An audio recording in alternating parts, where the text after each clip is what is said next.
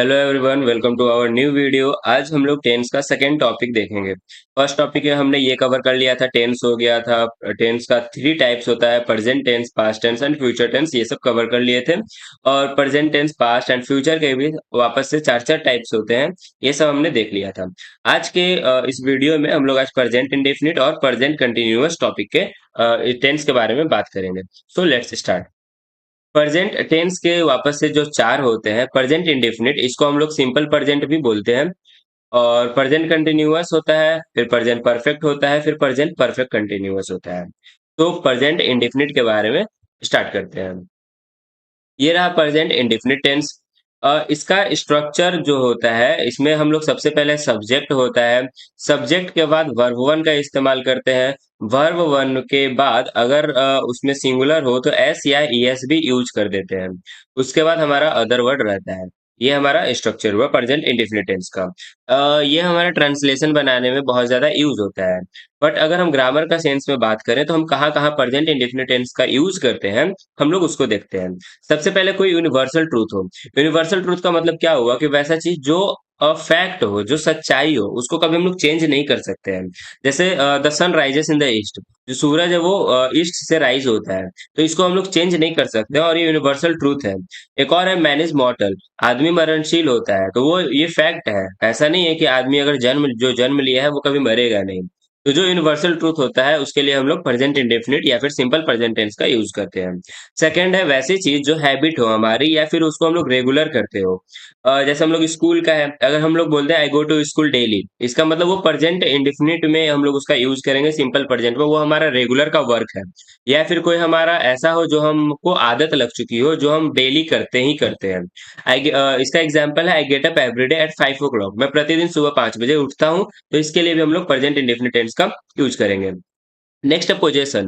Possession का means होता है अधिकार। किसी भी चीज पे अगर हमको अपना अधिकार दिखाना होगा कि यह किताब मेरा है या कोई चीज मेरा है, यह उसका है, तो उसके लिए भी हम लोग प्रेजेंट इंडेफिनिट टेंस या फिर सिंपल प्रेजेंट का यूज करते हैं हम लोग। ठीक है, अधिकार दिखाने के लिए भी। This book belongs to me, इसका मतलब यह किताब मेरा है, यह किताब मुझे बिलोंग करता है। फिर नेक्स्ट है fourth number, human feelings, emotions and mental activity. हमारे अंदर जो फीलिंग्स है उसको बताने के लिए, या फिर जो इमोशन है, भावना है, उसको बताने के लिए, या फिर हमारे मेंटल एक्टिविटी को बताने के लिए भी हम लोग प्रेजेंट इंडेफिनिट टेंस का यूज करते हैं। For an example, we love our country, ये हमारा क्या है, इमोशन है, फीलिंग है, तो इसके लिए हम लोग सिंपल प्रेजेंट टेंस का यूज करेंगे। कोई भी एग्जाम्पल होता है जिसमें हम अपने फीलिंग्स, इमोशन और मेंटल एक्टिविटी को सामने वाले को बताना चाहते हैं, तो उसमें हम लोग प्रेजेंट इंडेफिनिट टेंस का ही यूज करते हैं। नेक्स्ट है फ्यूचर टाइम। अब यहाँ पे ये टाइम यूज किए हैं हम, लेकिन हम लोग ये प्रेजेंट पढ़ रहे हैं और फ्यूचर टाइम है। For example, the chief minister comes here tomorrow, मतलब यहाँ पे बात तो टुमारो का हो रहा है, मतलब बात यहाँ पे हम लोग फ्यूचर का कर रहे हैं। लेकिन यहाँ पे ये हमारा चीफ मिनिस्टर जो है वो सब्जेक्ट हो गया। ये हमारा वर्ब में एस लगा हुआ है, तो इसका मतलब ये हमारा सिंपल प्रेजेंट टेंस में है। और कोई भी ऐसा समय जो हमारा पहले से फिक्स हो, कि वो हमारा निर्धारित हो, फिक्स हो कि हम लोग जो है उस काम को बाद में करेंगे, तो वो हमारा प्रेजेंट टेंस में हम लोग उसको बोल सकते हैं सिंपल प्रेजेंट टेंस में। तो ये जो चीफ मिनिस्टर, प्राइम मिनिस्टर, ये लोग जो होते हैं, ये सबका, या फिर कोई मैच का शेड्यूल है, तो ये सबका हमारा पहले से टाइम फिक्स रहता है। तो इसके लिए भी हम लोग सिंपल प्रेजेंट टेंस का यूज करते हैं, भले ही वो आने वाले समय में ही होगा, फ्यूचर टाइम में होगा, लेकिन उसके लिए हम लोग सिंपल प्रेजेंट टेंस का यूज करते हैं।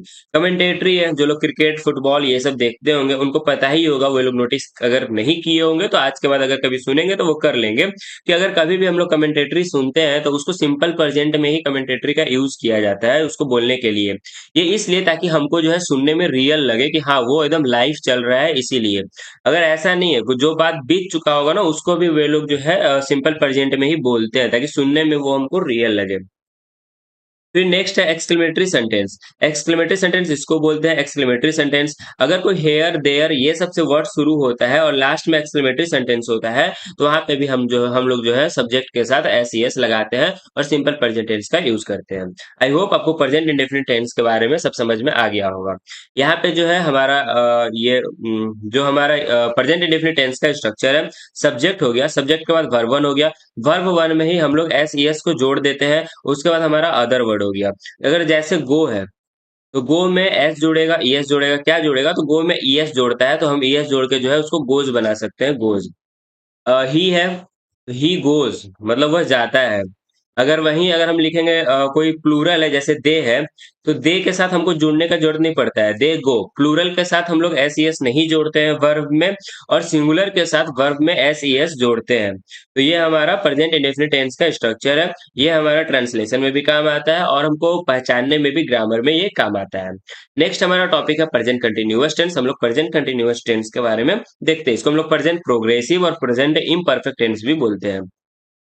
इसका है फॉर एन एक्शन। इसका यूज कब हम लोग कब करते हैं? For an action going on that time of speaking. बोलने के समय में जो एक्शन उस समय चल रहा होगा, तो उसके लिए हम लोग कंटिन्यूअस टेंस का यूज करते हैं। जैसे आई am reading a newspaper now. Now से पता चल रहा है कि ये अभी जिस समय वो बोल रहा है वही उसी समय न्यूज़पेपर पढ़ रहा है। तो इसीलिए हम लोग यहाँ पे am plus reading newspaper now का इस्तेमाल किए हैं। I am reading a newspaper now मतलब मैं अभी न्यूज़पेपर पढ़ रहा हूँ।